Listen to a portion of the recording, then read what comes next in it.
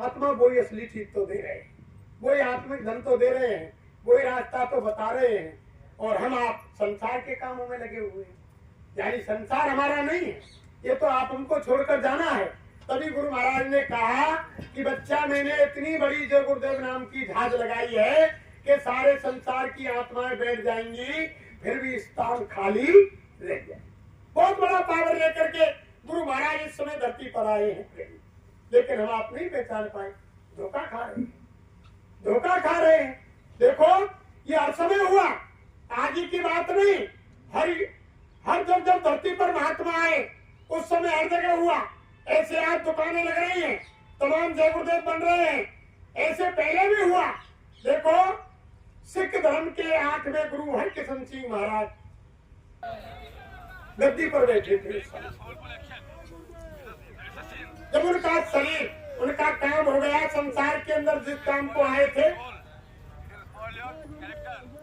तो वो नीलधाम जाने की तैयारी कर रहे थे। तब संगत को बैठाल करके हरकिशन सिंह महाराज ने कहा कि बच्चा, अब हमारा समय आ गया, अब हम हमारे धाम के लिए जाएंगे। संगत बैठी हुई थी। संगत ने कहा कि हजूर, आपके बाद इस गुरु गद्दी का मालिक कौन होगा, यहाँ का सतगुरु कौन होगा? तब हरकिशन सिंह महाराज ने कहा कि बच्चा, वो बच्चा बकाला में मिलेगा। बकाला एक गांव था प्रेमियों, उन्होंने कहा कि वो बच्चा बकाला में मिलेगा, इतना कह दिया। अब बकाला के अंदर एक परिवार इतना बड़ा था प्रेमियों, बहुत बड़ा। तो बकाला के अंदर ऐसे एक ही परिवार के लोगों ने कि स्वामी जी महाराज बकाला गांव की कह गए हैं और मेरी कह गए हैं, ऐसे 22 गद्दी बना ली प्रेमियों, 22 गद्दी। एक गद्दी नहीं, 22 गुरु बन गया बकाला के अंदर कि मुझको कह गए स्वामी जी, मैं बड़ा हूं, मुझको कह गए। उन्होंने नाम तो ये रखा ही था कि वो बच्चा बकाला में मिलेगा। अब लोग गद्दी बना करके बैठ गए। उस समय देखो, एक माखन शाह एक बहुत बड़े सेठ थे जो भारत से और हिंदुस्तान को पानी के जहाजों में यानी माल लाते और ले जाते थे। एक दिन वो निकल रहे थे, पहले हरकिशन सिंह महाराज का सत्संग हो रहा था, तो उन्होंने कहा कि सतगुरु का दरबार हमेशा खुला रहता है। जब तुम जिस घड़ी, जिस क्षण, जिस पल, कोई भगवान देवी देवता मदद नहीं करे, लेकिन जब तुम सच्ची आत्मा से सतगुरु को पुकारेंगे तो वो 24 घंटे उनका दरबार खुला रहता है। वो हाजिर नाजिर होकर के तुम्हारी हर मुसीबत, हर संकट में तुम्हारी सहायता करेंगे। इतना सत्संग, केवल 2 शब्द सतगुरु के नाम के माखन साहब सुन गए। अब उन्होंने जहाज को लाद दिया प्रेमियों, और जहाज में एक में स्वयं बैठ गए। बहुत माल भरा हुआ था। जब बीच समुद्र में जहाज पहुंचा प्रेमियों, तो ऐसा तूफान आया कि जहाज डगमगाने लगा। डूबने की आशंका हो गई कि मैं डूबेगा, और घबराने लगे माखन साहब। और तमाम दिन भगवान की पूजा करते थे, सबको याद किया। जब किसी ने मदद नहीं की प्रेमियों, तो उनको वही शब्द याद आया कि उस दिन सत्संग चल रहा था महाराज जी का, तो वो कह रहे थे कि सतगुरु का दरबार हमेशा खुला रहता है, और जब तुम उनको याद करोगे वे 24 घंटे तुम्हारी मदद के लिए हाजिर नाजिर रहते हैं। तो उन्होंने सच्ची आत्मा से पुकारा कि हे सतगुरु महाराज, मैंने तुमको देखा नहीं, केवल तुम्हारा वचन सुना है, और जहां भी तुम विराजे हो, हे सतगुरु, हे दाता दयालु, आप मेरे प्राणों की रक्षा करो। मेरे प्राण भी जाने वाले हैं, मेरा जहाज भी डूबने वाला है। जहां भी तुम कहीं हैं, मेरी जहाज की रक्षा करो और मेरी मदद करो, मेरे प्राणों की रक्षा करो। मेरा जहाज किनारे पर लगते ही मैं संकल्प लेता हूं कि तुम्हें 500 सोने की मुद्रा भेंट करूंगा। संकल्प ले लिया प्रेमियों माखन साहब। जब संकल्प ले लिया, सतगुरु आए, जहाज से कंधा लगाया प्रेमियों, जहाज को थामा और धीरे से ले जाकर के किनारे पर लगा दिया। किनारे पर लगने के बाद सामान को माखन साहब ने ठिकाने लगाया। लगाने के बाद घर आए, अपनी धर्म पत्नी से कहा कि देवी, आज हमारी प्राणों की रक्षा और हमारी जात की रक्षा हमारे दाता दयालु सतगुरु महाराज ने की है। तुम मेरे लिए 1000 सोने की मोहरें निकालो और मैं आज मेरे सतगुरु को 500 सोने की मोहर यानी भेंट करने के लिए जा रहा हूँ। मैंने संकल्प किया है और संकल्प को पूरा करना चाहिए। पहले समय में प्रेमियों, जो कोई भी गांव में बुजुर्ग संकल्प लेते, कोई भी बात करते, उसका पानी भरते, ऐसे ही माखन साहब 1000 मोहर लेकर के अपने झोले में डाल करके और सतगुरु के पास निकल पड़े थे। जब हरिकृष्ण सिंह महाराज के डेरा पर आए, बाहर सेवादार बैठे हुए थे प्रेमियों, आकर के कहा कि हमें सतगुरु महाराज उनका दर्शन करना, उनसे मिलना है। सेवादार ने कहा कि भैया इस गद्दी के सतगुरु महाराज तो यानी निज धाम चले गए, उनका यहाँ काम पूरा हो गया। तब माखन साहब ने पूछा कि भैया फिर इस गद्दी पर और दूसरे सतगुरु कौन है, गद्दी के गुरु कौन है? कि भैया उन्होंने किसी को आदेश नहीं दिया बैठाने का, केवल इतना कह गए वो कि वो यानी बाबा बकाला में मिलेंगे तुम्हें, तो तुम बकाला चले जाओ, भक्त के सतगुरु तुम्हें बकाला में मिल जाएंगे। अब वो माखन साहब मोहर लेकर के बकाला में पहुंच गए थे। किसी से पूछा कि भैया यहाँ कोई गद्दी पर यानी सतगुरु है या कोई बकाला के अंदर? बोले कि हाँ भैया हैं। तो पहले के पास गए, उन्होंने जाकर दंडवत प्रणाम किया, आशीर्वाद लिया, 5 मोहरें निकाल कर माखन साहब ने भेंट की। उन्होंने देखा कि सोने की मोहर है, उनको हाथ में लिया और अपनी झोली में डाल दिया।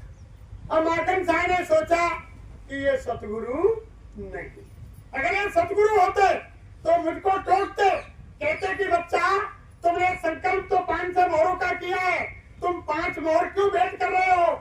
ये सतगुरु नहीं। आगे बढ़ गए, ऐसे ऐसे 22 गद्दियों को पार कर गए प्रेमियों। 22 जगह माखन साहब ने 5-5 मोहर दे करके सबको परखा, सबने अपनी झोली में डाल लिया।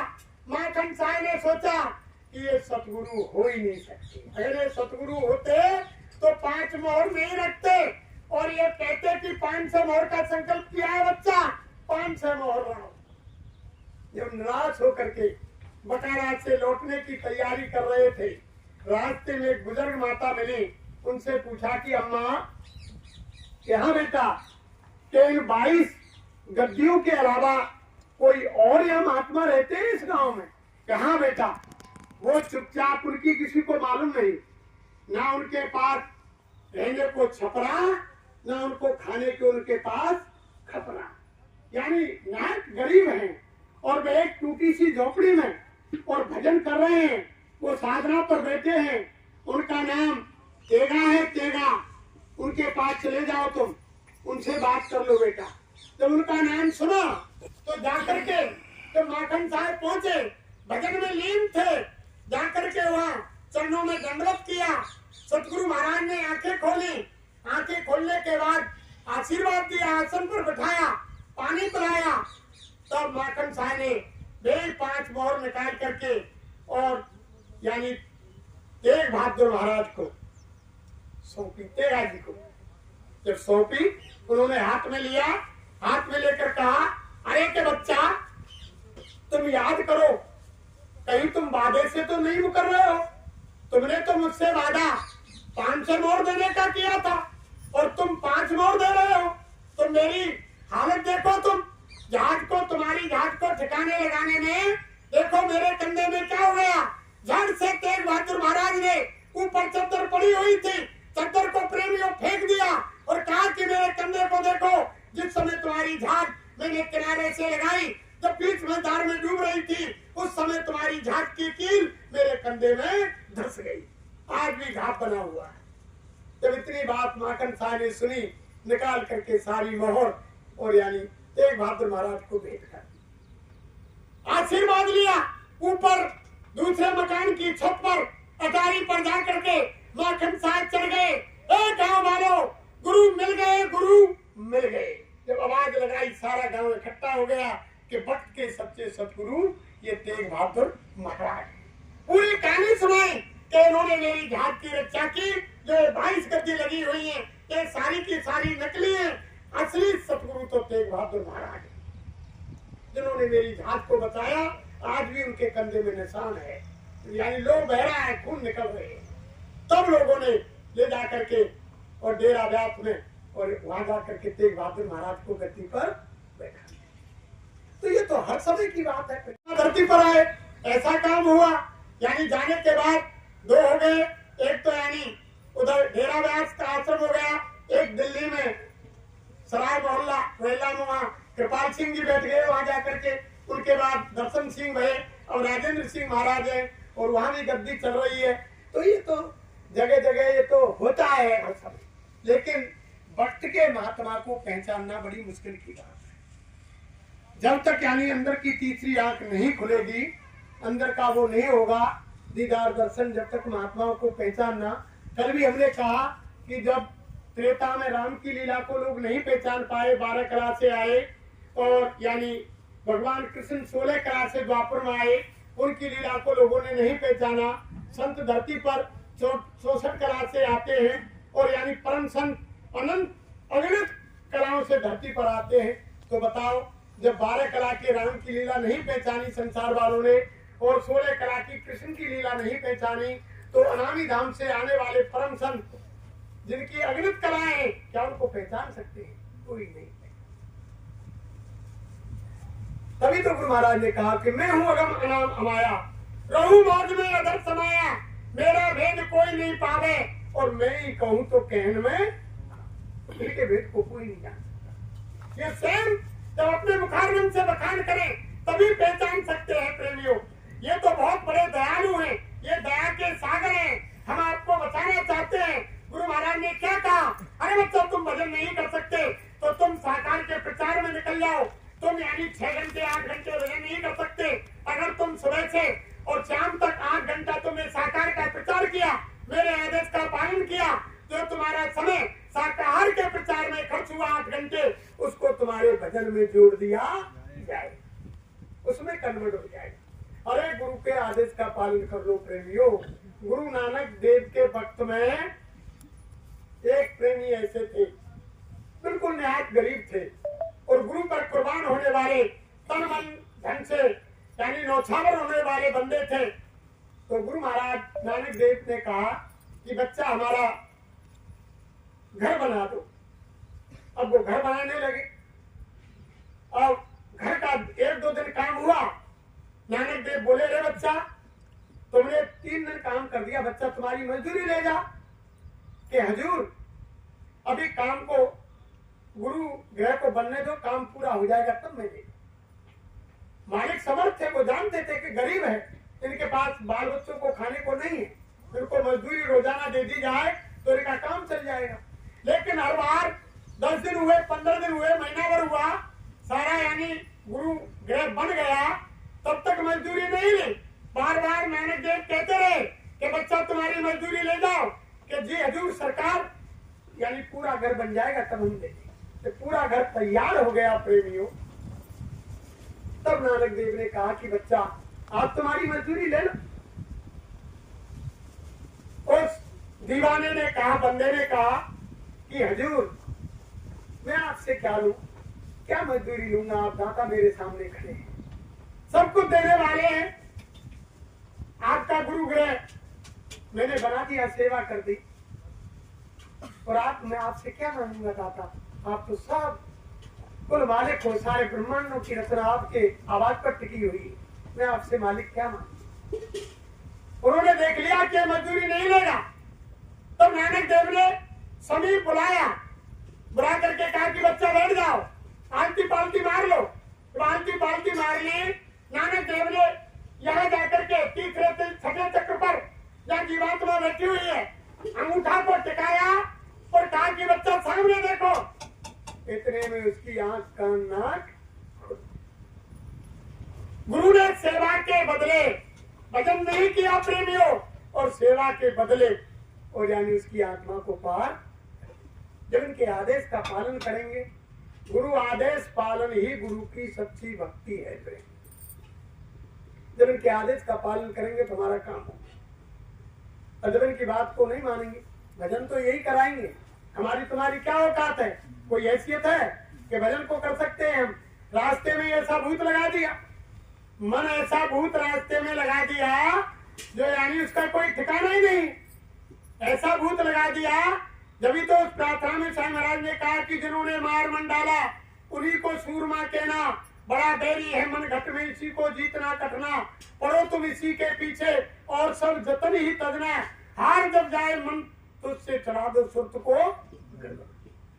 मान दो बात मेरी करो मत और कुछ जतना, गुरु से प्रीत कर पहले बौर घट शब्द को, गुरु से प्रीत कर, मन भी तभी मारा जाएगा।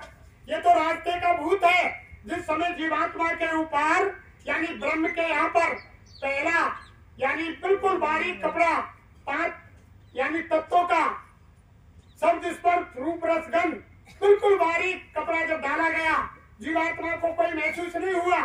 उस समय जब बारीक कपड़ा, जैसे कोई बच्चा हमारे घर में नवजात पैदा होता है तो ये हमारी माता बहन देवियां जब वो उसको नींद आ जाती है तो ऐसा कपड़ा डालती है बिल्कुल पतली, जिससे उसमें हवा लगती रहे और बच्चा चैन से सो जाए, उसको मक्खी मच्छर भी नहीं काटे और उसे एहसास भी नहीं हो कि मेरे ऊपर कोई कपड़ा डाल रखा है। ऐसे ही यानी काल भगवान ने 5 तत्व का बिल्कुल बारीक कपड़ा डाल दिया, शब्द स्पर्श रूप रस गंध कारण शरीर डाल दिया। कोई जीव को एहसास नहीं हुआ। बहुत कई हजार वर्ष उसी जगह पर जीव को रखा, रखने के बाद जब कपड़े को सह गया तब नीचे उतारा और वहीं से उसी धाम से कपड़ा डालने के बाद मन को साथ लगा दिया।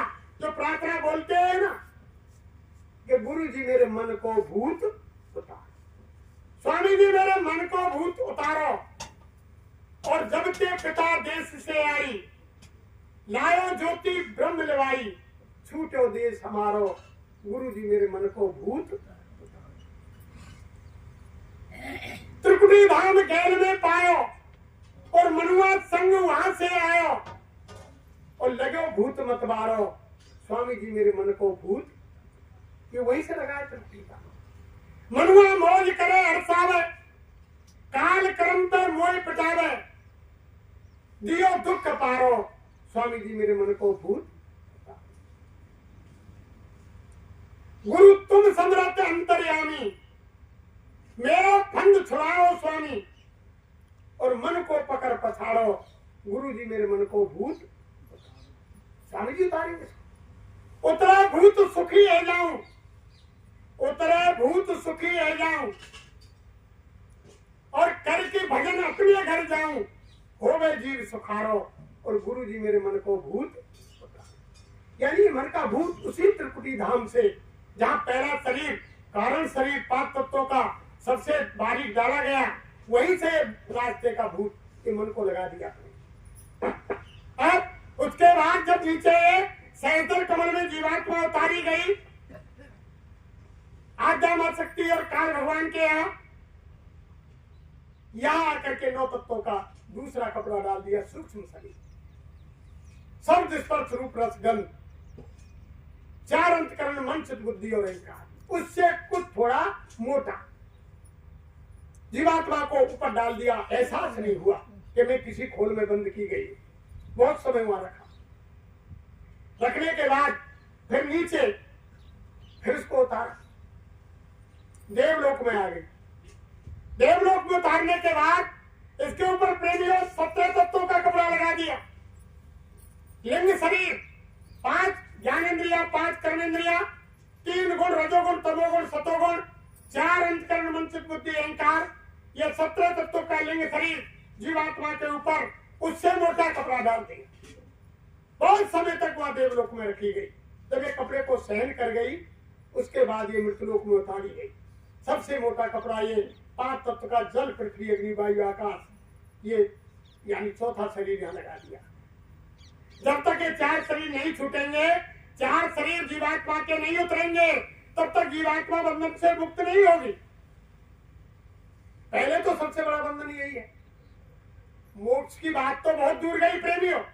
पहले 4 शरीर रखेंगे तब जीवात्मा मुक्त होगी बंधन से, तब मानसरोवर में स्नान करेगी, तब अंश स्वरूप बनेगी, तब सत्यलोक को जाएगी। मामला बहुत कठिन है, लेकिन इनकी दया से सरल भी बहुत है। जब इन पर भरोसा कर लेंगे, इनसे हमारा सच्चा प्रेम हो जाएगा, तन मन इन पर बाहर कर देंगे, हम न्योछावर कर देंगे, तब जाकर के वो काम बनेगा प्रेमी, तब वो काम हो। और अलग अलग शरीर में अलग अलग यानी आहार बताए उसके अंदर, उसमें यानी पहले कारण शरीर में शब्द का आहार है, दूसरे शरीर सूक्ष्म में प्रकाश का आहार है, तीसरे लिंग शरीर में यानी सुगंधी का आहार है, और यह चौथे शरीर में मृतलोक में अन्न घी दूध फल आदि का आहार है। अलग अलग शरीर में अलग अलग आहार है। और जब तक ये यानी मन संसार में आकर के सुख तलाश कर रहा है और उसको मन को सुख नहीं मिलता है, यानी ये सुख देखता है खाने में, पीने में, स्त्री में, बच्चे में, मकान में, जायदाद में, गाड़ी में, घोड़ा में, बंगला में, शहर में, सपाटे में, हर चीज में सुख को खोज रहा है, लेकिन इस मन को असली आनंद नहीं मिल रहा। जब उसको असली आनंद तो जब जीवात्मा ऊपर इसका सहारा लेकर के जाएगी, और बिना मन के जीवात्मा ऊपर नहीं जा सकती प्रेमियों।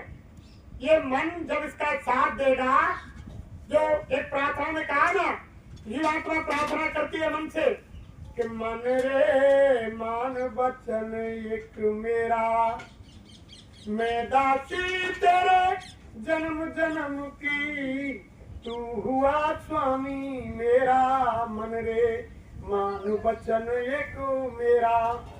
यानी आत्मा इससे प्रार्थना कर रही है कि हे मन, तू मेरा कहना मान ले, और तू मेरा जन्म जन्म का साथी है, तू स्वामी है, मैं तेरी दासी हूँ, और तेरे हुक्म को ऋषि मुनि त्यागी तपसी किसी ने नहीं टाला, जिस पर तूने हुक्म चला दिया उसको तुमने तेरे हुक्म को सबने माना।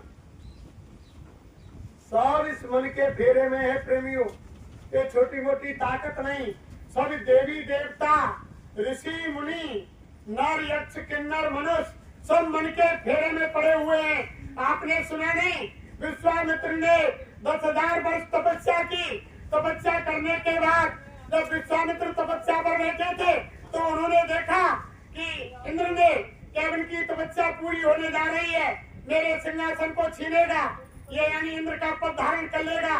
तो उन्होंने मेनका को भेजा, जो इंद्र की अप्सरा थी, वो संसार में आई और उनके तप के सामने सुंदर रूप बना करके नाच गान किया। जैसे ही उनकी समाधि खुलते ही यानी विश्वामित्र मोहित हो गए, और यानी उन्होंने ग्रस्त भोगा और शकुंतला पैदा हुई।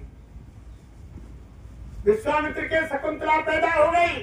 पैदा होने के बाद यानी इतने प्रेम प्रसंग में फंस गए, उनको अपनी तपस्या का होश ही नहीं रहा। जब शकुंतला पैदा हुई तब उनको होश आया, तब छोड़ करके जंगल में दोबारा भागे। पाराशर ऋषि की बात देखो, मंचोदरी का हाथ पकड़ लिया, 60,000 वर्ष तपस्या की प्रेमियों पाराशर ऋषि ने, लेकिन जब तपस्या करके आकर के नदी पार करना चाहते थे, उस समय मंचोदरी भीमर की लड़की और अपने पिता को भोजन लेकर गई। जब भोजन लेकर गई प्रेमियों, तो भोजन सामने परोस दिया, खाने की तैयारी हो रही थी। इतने में पाराशर ऋषि किनारे पर पहुंच गए भीमर के पास कि हमें नदी से पार जाना है। अब भीमर ने मंचोदरी के पिता ने सोचा कि अब क्या किया जाए, अगर मैं अन्न देवता को छोड़ूं तो ये नाराज होगा, और अगर ऋषि को मैं इंतजार कराऊं, इसको नदी पार नहीं करूं तो ये साफ दे सकता है। क्या किया जाए? इतने में उनकी लड़की समझ गई कि मेरे पिताजी दुविधा में पड़ गए। तब मंचोदरी ने कहा कि हे पिताश्री, अगर आपको कोई परेशानी नहीं हो तो ऋषि वर को मैं पार उतार दूं। अब उनके पिता ने कहा कि ये तो विद्वान है, ऋषि है, ज्ञानी है, त्यागी है, तपसी है, चलो जवान कन्या है, कोई बात नहीं है, ये पार कर देगी, इसमें क्या बात है, तो ऋषि है, महात्मा है, योगी है, ज्ञानी है, तपसी है। पिता ने आदेश दिया कि जाओ बेटी ऋषि को पार कर दो। नाव में बैठा करके मंचोदरी जैसे नदी से पार करने चली। बीच नदी में पहुंच करके पाराशर ऋषि की यानी नियत खराब हो गई और मंचोदरी का हाथ पकड़ लिया। जब प्रेमियों हाथ पकड़ लिया मंचोदरी का, तो मंचोदरी कहने लगी कि हे ऋषि भक्त, तुम तो ज्ञानी हो, ध्यानी हो, त्यागी हो, तपसी हो, तुम ये क्या अनर्थ करने जा रहे हो? एक अबला नारी का हाथ पकड़ रहे हो और मैं एक फिर नीच जाति की धीवर की लड़की मच्छी पकड़ने वाली, मेरे शरीर से दुर्गंध आती है और तुम ये क्या कर रहे हो? तब पाराशर ने जल उठाया, नदी से मंत्र फूका, मंचोदरी के ऊपर डाला और योजन गंगा बना दिया। कई कई योजन तक मंचोदरी की सुगंध आने लगी। तब पाराशर कहने लगे, अरे देवी, अब तो तुम्हारे शरीर से मच्छियों की दुर्गंध नहीं आ रही है, तुमको योजन गंगा बना दिया, अब तो कोई दिक्कत नहीं है। तब मंचोदरी ने कहा कि हे ऋषि भक्त, तुम ये क्या करने जा रहे हो? सारा संसार देख रहा है, तुम तुम्हारी तपस्या को खत्म करने जा रहे हो, ये अनर्थ करने जा रहे हो। तब ऋषि ने क्या कहा, दोबारा फिर जल लिया प्रेमियों और लेकर के मंत्र फूका, चारों दिशाओं में फेंक दिया और कोयला बना दिया, धुंध बना दिया। अब ऋषि पाराशर कहने लगे कि देवी, हम तो संसार नहीं देख रहा है, चारों तरफ अंधेरा हो गया। तब मंचोदरी ने कहा कि ऋषिवर, ये जल देवता देख रहा है। फिर दोबारा पानी उठाया, नदी से मंत्र फूका और जल में छींटा मार दिया, वो काई बना दी, सारे जल को ढक दिया। अब देखो प्रेमियों, कितना यानी तप था। मंचोदरी को योजन गंगा बना दिया, मंत्र फूकते ही सारे शरीर में से सुगंध आने लगी, एकदम सुंदर रूप बना दिया और सारे संसार को ढक दिया, कोहरा बना दिया, जल को ढक दिया, लेकिन मन को नहीं रोक, मन को नहीं रोक पाए। 5 मिनट के अंदर 60 साल की तपस्या। इस मन ने बड़े बड़े ऋषि मुनि, महात्मा, देवी देवता सबको पछाड़ दिया, किसी को नहीं छोड़ा। ऐसा मन सर्ग ऋषि, जयमन ऋषि, उसने भी 6000 वर्ष तपस्या की प्रेमी। वो भी जब ब्रह्मा ऊपर से इंद्र ने भेजी कि मेरे सिंहासन को लेने की तैयारी कर रहा है ये ऋषि, उन्होंने ब्रह्मा को भेजा। ब्रह्मा रात के 12 बजे, यानी पहले तो उन्होंने यानी जयमन ऋषि और पेड़ से झूला झूलते थे, पवन का आहार करते थे, कोई भोजन नहीं करते थे। जब इंद्र ने ब्रह्मा को भेजा तो वहां उन्होंने पेड़ की यानी पत्तियों से शहद लगा दिया प्रेमियों, शहद। जब शहद लगाया, झोटा लेते थे तो उनका मुंह जब डाली पत्तों से लगता तो होठों से शहद लग जाता, तो उसको चाटते बड़ा आनंद आता। पवन का आहार करते थे, पवन आहारी थे।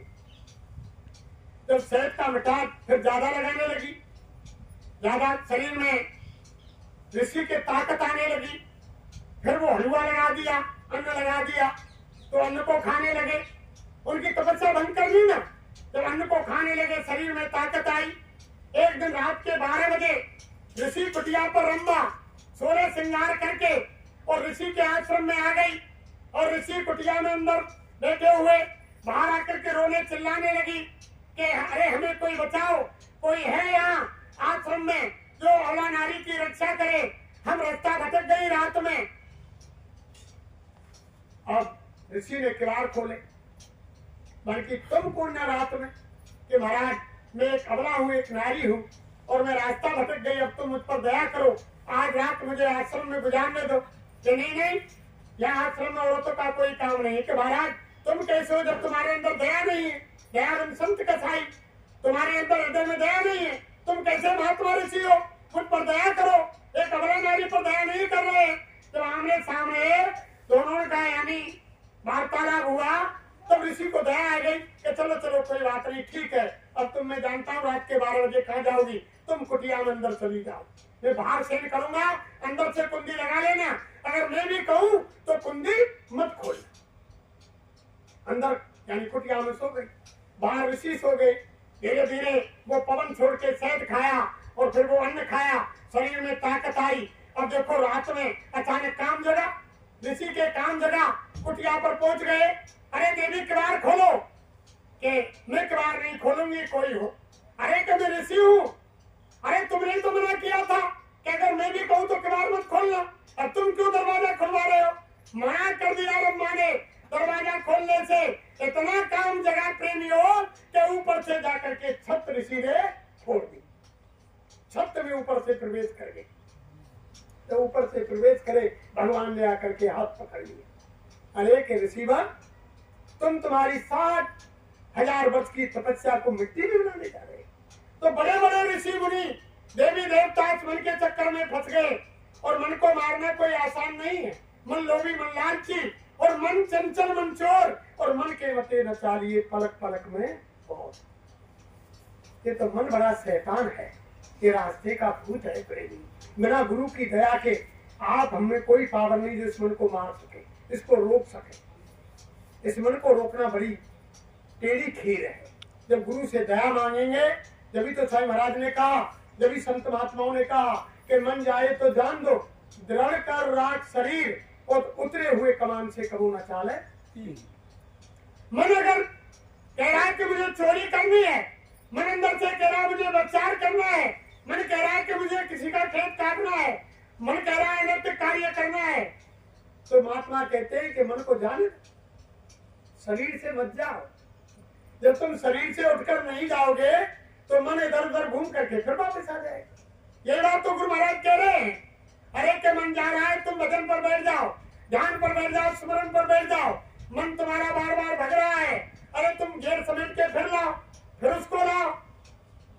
पहले यानी मन नहीं लग रहा है, प्रार्थना बोलो, और यानी भजन करो, भजन में नहीं लग रहा है, ध्यान करो, ध्यान में नहीं लग रहा है, सुमरन करो, सुमरन में नहीं लग रहा है, फिर प्रार्थना बोलो। अगर किसी में तुम्हारा मन नहीं लग रहा है, अरे तो तुम फिर रोने बैठ जाओ।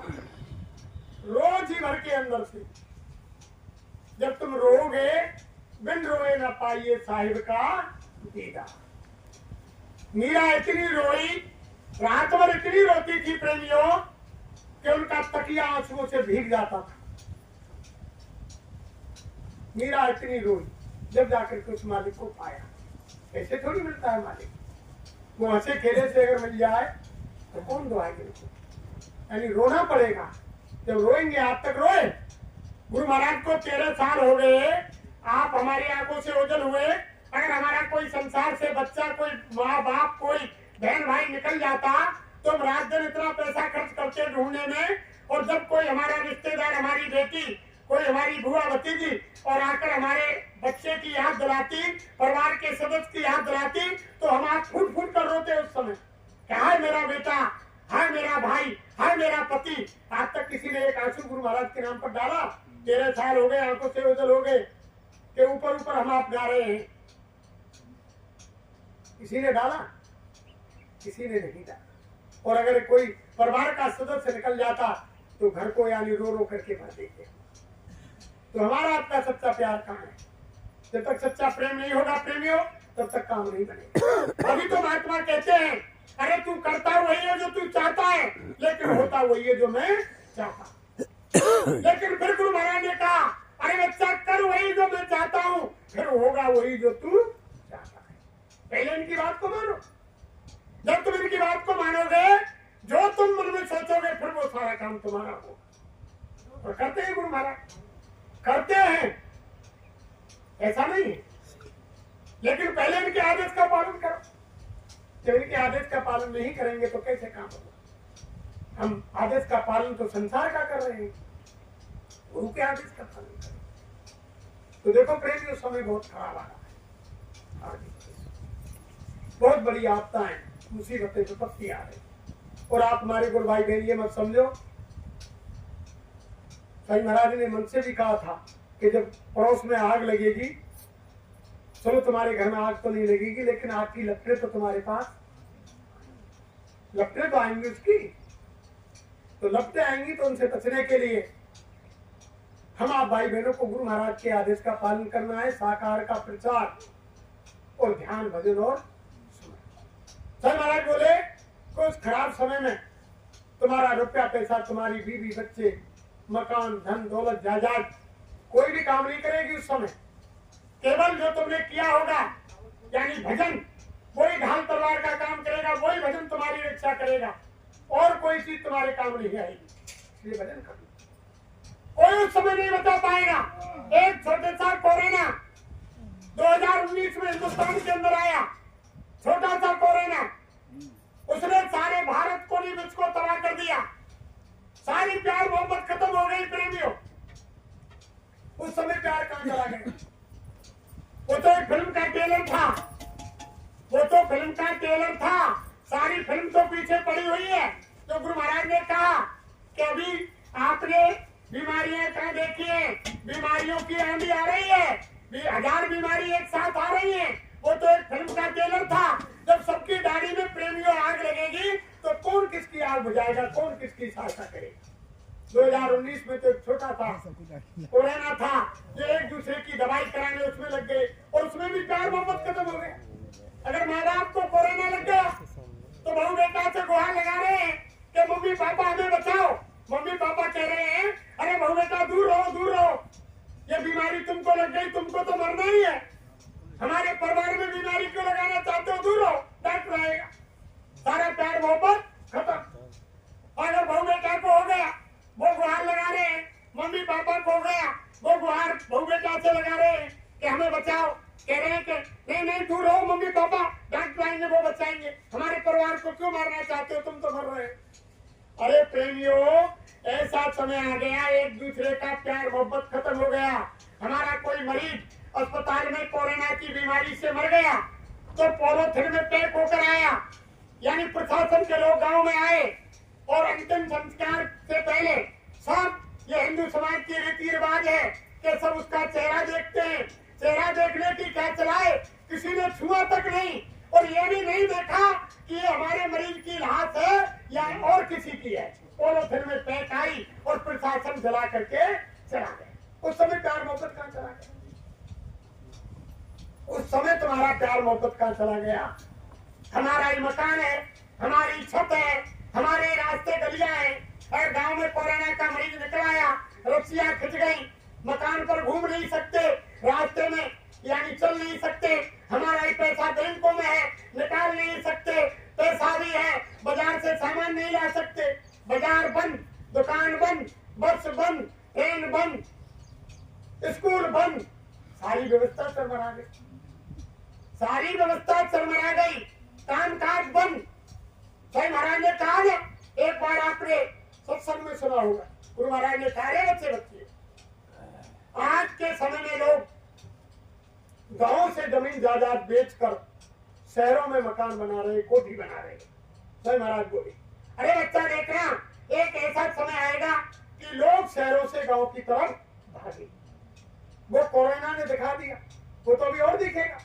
जब लोगों को बस ट्रेन यानी कोई साधन नहीं मिले तो लोग सूरत, मुंबई, गुजरात, बड़ौदा, बड़ी बड़ी दूर जहाँ लोग नौकरी करते थे, बिहार के और आके सब लोग वहां से पैदल चल दिए जान बचाने के लिए। भूखे प्यासे निकल रहे हैं, पैदल चल रहे हैं। वो समय आ गया जो गुरु महाराज ने कहा अरे बच्चा अब तो लोग शहरों को भाग रहे हैं, एक समय से आ गया लोग शहरों से वापस गाँव को भागेंगे, गाँव में राहत मिलेगी। तो सारे काम हुए और वे होंगे। एक एक वचन अकाट है, इसलिए समय निकाल करके प्रेमी भाई बहनों भजन करो, भजन में नागा मत करो। ये मनुष्य शरीर भजन के लिए मालिक ने दिया है। हम अपने माँ के गर्भ के अंदर 24 घंटा भजन करने का वादा किया है, और गुरु महाराज ने इतना सरल कर दिया कि बच्चा 24 घंटे छोड़ो, यानी 22 घंटे संसार के कामों में, दुकान दफ्तर खेती में ईमानदारी मेहनत से करो, और शाम को घर में आओ, बाल बच्चों की सेवा करो, आगे का आदर सत्कार करो, और जब शाम को कोई संसार का काम नहीं हो, खाट में लेटने जाओ तो खाट में लेट कर बैठ कर कुर्सी पर, जमीन पर, जैसे तुमको सुविधा हो 1 घंटा शाम को कर लेना और 1 घंटा सुबह। इसी में तुम्हारा कल्याण हो जाएगा। और हम तुमने वादा माँ के गर्भ के अंदर 24 घंटे का किया। जब हमने माँ के गर्भ के अंदर कष्ट पाया, उल्टे टंगे हुए थे, माँ की मलमूत्र की बदबू हमारे मुंह के ऊपर होकर निकल रही थी, माँ जैसा ठंडा गर्म चटपटा तीखा कसेरा भोजन कर रही थी, उसकी यात्रा हो रही थी, कान पोटली में बंद थे, कई झिल्लियों में बंद थे। उस समय कोई जाति धर्म नहीं था, न हम हिंदू मुसलमान सिख ईसाई नहीं थे, कोई ब्राह्मण क्षत्रिय वैश्य शूद्र नहीं थे।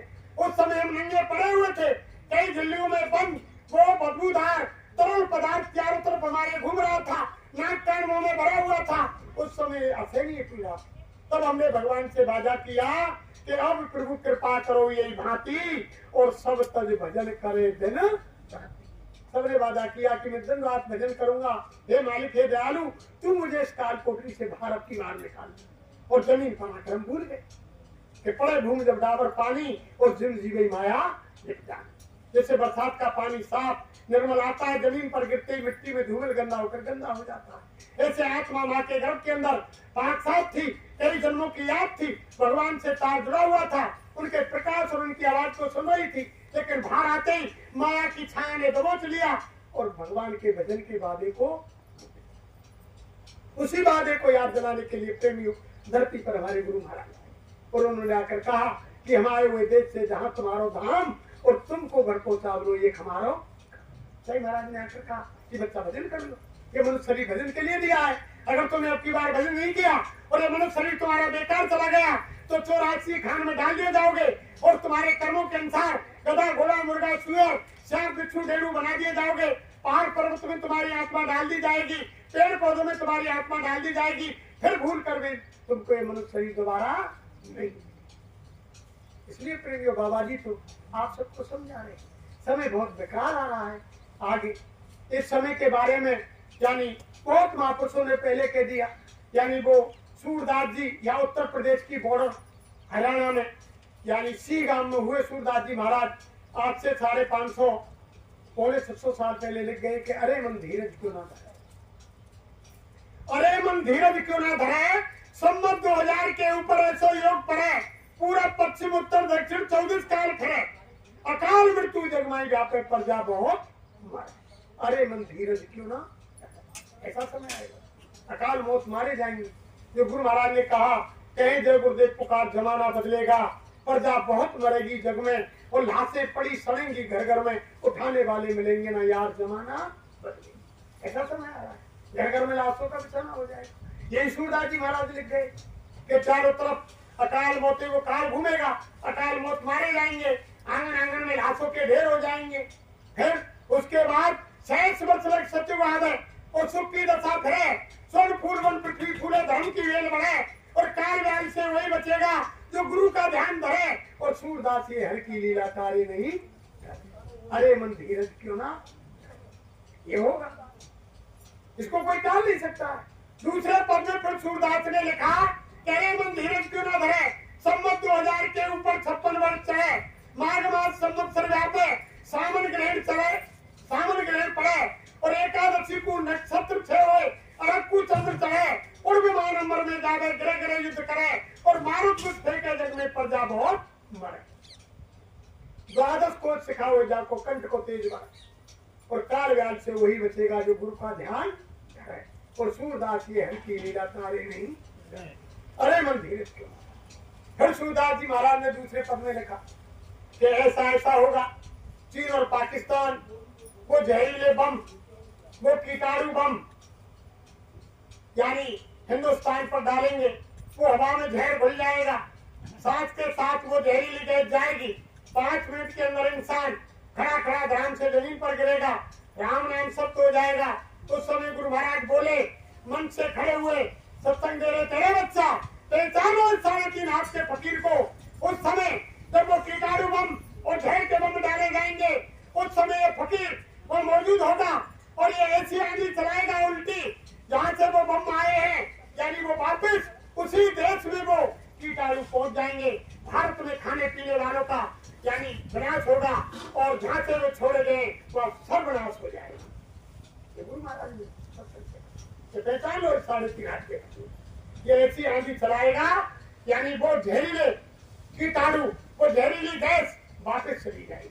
लेकिन जो मांस मछली अंडा शराब खाते पीते हैं उन लोगों का भारत में भी सफाया, पापी कुटिल कुकर्मिया दुनिया से मिट जाए। ये सारे काम